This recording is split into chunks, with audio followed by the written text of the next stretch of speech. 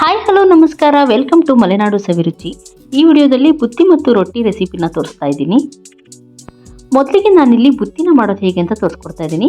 ಬುತ್ತಿ ಮಾಡೋದಕ್ಕೆ ಬಿಸಿ ಅನ್ನನ ತೊಗೊಂಡಿದ್ದೀನಿ. ಈ ಅನ್ನ ರೆಗ್ಯುಲರ್ ಅನ್ನದ ಥರ ಉದುರುದುರಾಗಿರಬಾರ್ದು, ಸ್ವಲ್ಪ ಮೆತ್ತಗಿರಬೇಕು. ಮೆತ್ತಗಿದ್ರೆ ಈ ಬುತ್ತಿನ ತುಂಬ ಮಾಡೋದು ತುಂಬ ಸುಲಭ. ಮತ್ತು ಗಟ್ಟಿಯಾಗಿದ್ದರೆ ಈ ಬುತ್ತಿ ಮಾಡೋದಕ್ಕೆ ಬರೋದೂ ಇಲ್ಲ. ಆದ್ದರಿಂದ ಬುತ್ತಿ ಮಾಡಬೇಕು ಅಂದಾಗ ಅನ್ನನ ಈ ರೀತಿ ಮೆತ್ತಗೆ ಮಾಡ್ಕೋಬೇಕು. ನಂತರ ಬಿಸಿ ಅನ್ನಕ್ಕೆ ಸ್ವಲ್ಪ ಉಪ್ಪು ಹಾಕಿ ಸಣ್ಣದಾಗಿ ಹೆಚ್ಚಿರುವಂತಹ ಕೊತ್ತಂಬರಿ ಸೊಪ್ಪು ಮತ್ತು ಸಣ್ಣದಾಗಿ ಹೆಚ್ಚಿರುವಂತಹ ಒಂದು ದೊಡ್ಡ ಗಾತ್ರದ ಈರುಳ್ಳಿನ ಹಾಕ್ಕೊಂಡಿದ್ದೀನಿ. ಈಗ ಸಾಸಿವೆ, ಜೀರಿಗೆ ಮತ್ತು ಕರಿಬೇವಿನ ಸೊಪ್ಪನ್ನು ಹಾಕಿರುವಂಥ ಒಂದು ಒಗ್ಗರಣೆನೂ ಸಹ ನಾನು ಇದಕ್ಕೆ ಮಿಕ್ಸ್ ಮಾಡ್ಕೊತಾ ಇದ್ದೀನಿ. ನಂತರ ಶುಂಠಿ, ಬೆಳ್ಳುಳ್ಳಿ ಮತ್ತು ಹಸಿಮೆಣಸನ್ನು ಜಜ್ಜಿಟ್ಕೋಬೇಕು. ಅದನ್ನು ಸಹ ಇದಕ್ಕೆ ಹಾಕಿ ಮಿಕ್ಸ್ ಮಾಡ್ಕೋಬೇಕು. ಮತ್ತು ಮೊಸರು, ಇದು ಮೊಸರು ಬುತ್ತಿ ಆಗಿರೋದ್ರಿಂದ ಮೊಸರು ಮತ್ತು ಎಷ್ಟು ಬೇಕು ಅಂತ ನೋಡಿ ಗಟ್ಟಿ ಮೊಸರನ್ನ ಹಾಕ್ಕೋತಾ ಇದ್ದೀನಿ. ಇಲ್ಲಿ ಮಜ್ಜಿಗೆನೂ ಸಹ ಬಳಸ್ಬೋದು, ಬಟ್ ಮೊಸರು ಹಾಕಿದರೆ ಟೇಸ್ಟ್ ಸ್ವಲ್ಪ ಜಾಸ್ತಿನೇ ಇರುತ್ತೆ. ಅದನ್ನು ನಾನು ಮೊಸರನ್ನ ಹಾಕಿ ಮಿಕ್ಸ್ ಮಾಡ್ಕೊತಾ ಇದ್ದೀನಿ. ಈ ಬುತ್ತಿ ತುಂಬಾ ಟೇಸ್ಟಾಗಿರುತ್ತೆ. ನಮ್ಮನೇಲಂತೂ ನನ್ನ ಮಗನಿಂದ ಹಿಡಿದು ದೊಡ್ಡವರಿಗೂ ಎಲ್ಲರಿಗೂ ತುಂಬಾ ಫೇವ್ರೇಟ್ ಆಗಿರುವಂತಹ ಬುತ್ತಿ ಇದು. ನಾನಿಲ್ಲಿ ಇದಕ್ಕೆ ಒಂದು 2ರಿಂದ 3 ಸ್ಪೂನಷ್ಟು ಸ್ವಲ್ಪ ಹಾಲನ್ನು ಹಾಕಿದ್ದೀನಿ. ಬಿಸಿಲು ಟೈಮಲ್ಲೆಲ್ಲ ನಾವು ಈ ಬುತ್ತಿನ ಮಾಡಿಕೊಂಡು ಏನಾದರೂ ಟ್ರಾವೆಲಿಂಗ್ ಟೈಮಲ್ಲಿ ತೊಗೊಂಡು ಹೋದರೆ ಹುಳಿ ಆಗಬಾರ್ದು ಅನ್ನೋ ಕಾರಣಕ್ಕೆ ಇಲ್ಲಿ ಹಾಲು ಹಾಕಿದ್ದೀವಿ.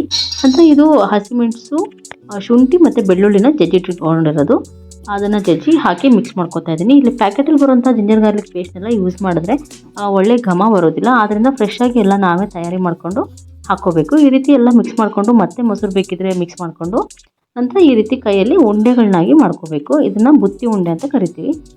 ಈ ರೀತಿ ನಾವು ಕರ್ಡ್ ರೈಸ್ ಅಂತ ಏನು ಇವಾಗ ಮಾಡರ್ನೇಟಾಗಿ ಕರಿತೀವಿ, ಅದನ್ನು ಮೊದಲೆಲ್ಲ ನಾವು ಈ ಥರ ಬುತ್ತಿ ಅಂತ ಉಂಡೆ ಮಾಡಿಕೊಂಡು ಜಾತ್ರೆಗೆ, ಹಬ್ಬಕ್ಕೆ ಎಲ್ಲ ಹೊರಗೆ ಹೋಗುವಾಗ ಟ್ರಾವೆಲಿಂಗ್ ಟೈಮಲ್ಲೆಲ್ಲ ತೊಗೊಂಡು ಹೋಗ್ತಿದ್ರು. ನಮ್ಮ ಹಳ್ಳಿಗಳ ಕಡೆಗೆಲ್ಲ ಸಾಮಾನ್ಯವಾಗಿ ಹಬ್ಬಗಳಿಗೆ, ಜಾತ್ರೆಗಳಿಗೆಲ್ಲ ಈಗಲೂ ಸಹ ಇದನ್ನೇ ಮಾಡ್ಕೊಂಡು ಹೋಗೋದು. ಮತ್ತು ಭೂಮಿ ಹುಣ್ಣಿಮೆ ಹಬ್ಬದಲ್ಲಿರ್ಬೋದು, ಎಲ್ಲ ಟೈಮಲ್ಲೂ ಬುತ್ತಿ ಸರ್ವೇ ಸಾಮಾನ್ಯವಾಗಿ ಮಾಡ್ಕೋತೀವಿ.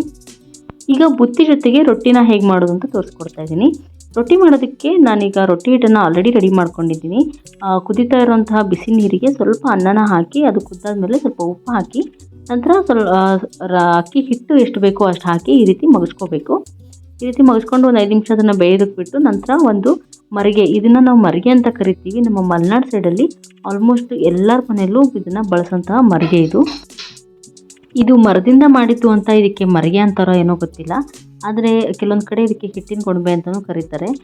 ನಾವು ಈ ರೀತಿ ಹಿಟ್ಟನ್ನೆಲ್ಲ ನಾದೋದಿದ್ದಾಗ ಅಥವಾ ಬುತ್ತಿ ಮಾಡೋದಿದ್ದಾಗ ಮತ್ತು ನಮ್ಮ ಕಡೆ ಕಜ್ಜಾಯ ಎಲ್ಲ ಮಾಡೋದಿದ್ದಾಗ ಈ ಮರಿಗೆನ ಸಾಮಾನ್ಯವಾಗಿ ಬಳಸ್ತಾರೆ. ಈ ರೀತಿ ಹಿಟ್ಟನ್ನು ಗಂಟಿಲ್ಲದಂತಹ ಚೆನ್ನಾಗಿ ನಾದಿ ಉಂಡೆಗಳನ್ನಾಗಿ ಮಾಡಿಟ್ಕೋಬೇಕು.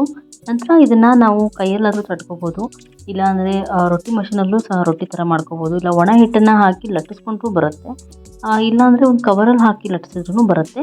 ಬಟ್ ನಾವೆಲ್ಲ ಇದನ್ನು ಇವಾಗ ರೊಟ್ಟಿ ಮಷೀನಲ್ಲಿ ಮಾಡ್ತಾಯಿದ್ದೀವಿ. ನಮ್ಮ ಸೊರಬ, ಸಾಗರ, ತೀರ್ಥಹಳ್ಳಿ, ಸಿದ್ದಾಪುರ ಈ ಕಡೆಗೆಲ್ಲ ರೊಟ್ಟಿ ಮಷೀನನ್ನು ಎಲ್ಲರೂ ಬಳಸ್ತಿದ್ದಾರೆ. ಎಲ್ಲರ ಮನೆಯಲ್ಲೂ ಹೆಚ್ಚಾಗಿರುತ್ತೆ. ಸ್ವಲ್ಪ ಮೊದಲಿನ ಜನ್ರೇಷನವರು ಕೆಲವು ಜನರು ಕೈಯಲ್ಲಿ ರೊಟ್ಟಿನ ಸುಡುವಂತಹ ಪ್ರಾಕ್ಟೀಸನ್ನು ಇನ್ನೂ ಇಟ್ಕೊಂಡಿದ್ದಾರೆ ಅಂತ ಹೇಳ್ಬೋದು. ಈ ರೀತಿ ರೊಟ್ಟಿ ಮಷೀನಿಂದ ಟ್ರಾನ್ಸ್ಪರೆಂಟ್ ಕವರ್ಗೆ 2 ಬದಿಲಿ ಎಣ್ಣೆನ ಒರೆಸಿ ಈ ರೀತಿ ಹಿಟ್ಟಿನ ಉಂಡೆನ ಇಟ್ಟು ಪ್ರೆಸ್ ಮಾಡಿಕೊಂಡ್ರೆ ರೊಟ್ಟಿ ರೆಡಿ ಆಗುತ್ತೆ. ಮತ್ತು ಇದಕ್ಕೆ ಇನ್ನೂ ಡಬಲ್ ಟೇಸ್ಟ್ ಏನು ಕೊಡುತ್ತೆ ಅಂದರೆ, ನಾವೆಲ್ಲ ಇವಾಗ ಪಟ್ಟಣದಲ್ಲಿದ್ದೀವಿ, ಒಲೆ ಉರ್ಸೋಕ್ಕಾಗೋದಿಲ್ಲ. ಆದರೆ ಮೊದಲೆಲ್ಲ ಈ ರೊಟ್ಟಿನ ಮಾಡುವಾಗ ಒಲೆಯಲ್ಲೇ ಮಾಡ್ತಿದ್ರು. ಈಗಲೂ ಸುಮಾರಷ್ಟು ಜನಗಳು ವಿಡಿಯೋನ ಹಾಕ್ತಾರೆ, ನೋಡಬಹುದು. ರೊಟ್ಟಿನ ಒಲೆಯಲ್ಲಿ ಮಾಡಿ ಆಮೇಲೆ ಕೆಂಡದಲ್ಲಿ ಲಾಸ್ಟಿಗೆ ಹಂಚಲ್ಲಿ ಬೇಯಿಸಾದ್ಮೇಲೆ ಕೆಂಡದಲ್ಲಿ ಇಟ್ಟು ಅದನ್ನು ಸಣ್ಣ ಉರಿಲಿ ರೋಸ್ಟ್ ಮಾಡ್ತಿದ್ರು. ತುಂಬಾ ಟೇಸ್ಟ್ ಆಗ್ತಿತ್ತು. ರೊಟ್ಟಿ ಅಂದರೆ ದೇವ್ರಿಗೆ ಸಮಾನ ಅನ್ನೋ ಥರ ನಮ್ಮ ಹಳ್ಳಿಗಳ ಕಡೆಗೆ ನೋಡ್ತಿದ್ರು. ರೊಟ್ಟಿನೇ ಆವಾಗ ಎಲ್ಲ ಜನರಿಗೂ ಸ್ನ್ಯಾಕ್ಸು, ತಿಂಡಿ ಅಂತ ಹೇಳ್ಬೋದು. ಬೆಳಗ್ಗೆಯಿಂದ ಸಂಜೆವರೆಗೂ ಎಷ್ಟು ಕೊಟ್ಟರು ಬೇಜಾರಾಗದೇ ಇರೋ ಥರ ರೊಟ್ಟಿ ತಿಂತಿದ್ರು. ಅಷ್ಟು ರೊಟ್ಟಿ ಮೇಲೆ ಒಂದು ಭಕ್ತಿನೂ ಇತ್ತು, ಪ್ರೀತಿನೂ ಇತ್ತು ಅಂತ ಹೇಳ್ಬೋದು. ಇಲ್ಲಿ ನಮ್ಮ ರೊಟ್ಟಿ ಸ್ವಲ್ಪ ಯೆಲ್ಲೋಯಿಶ್ ಕಾಣುತ್ತೆ, ಯಾಕಂದರೆ ನಾವು ಇದನ್ನು ದೇವ್ರ ನೈವೇದ್ಯಕ್ಕೆ ಮಾಡಿದ್ದು. ನಮ್ಮ ಮನೆ ದೇವ್ರ ನೈವೇದ್ಯಕ್ಕೆ ಮಾಡುವಾಗ ನಾವು ಇದಕ್ಕೆ ಒಂದು ಚಿಟಿಕೆ ಅರಶಿನ ಹಾಕಿ ಈ ರೀತಿ ಸ್ವಲ್ಪ ಹಳದಿ ಕಾಣೋ ಥರ ಮಾಡ್ತೀವಿ. ಆದ್ದರಿಂದ ಈ ರೊಟ್ಟಿ ಸ್ವಲ್ಪ ಹಳದಿಯಾಗಿ ಕಾಣಿಸ್ತಾ ಇದೆ. ಇಲ್ಲಾಂದರೆ ರೆಗ್ಯುಲರಾಗಿ ನಾವು ಬಿಡಿ ರೊಟ್ಟಿನೇ ಮಾಡೋದು. ಇಲ್ಲಿ ರೊಟ್ಟಿಗೆ ಬದನೆಕಾಯಿ ಪಲ್ಯ ಮತ್ತು ಬುತ್ತಿಗೆ ಶೇಂಗಾ ಚಟ್ನಿ ಪುಡಿನ ನಾವು ಕಾಂಬಿನೇಷನಾಗಿ ಮಾಡಿದ್ದೀವಿ. ತುಂಬಾ ಟೇಸ್ಟಿಯಾಗಿರುತ್ತೆ ಶೇಂಗಾ ಚಟ್ನಿ ಪುಡಿ ಜೊತೆಗೆ ಬುತ್ತಿ.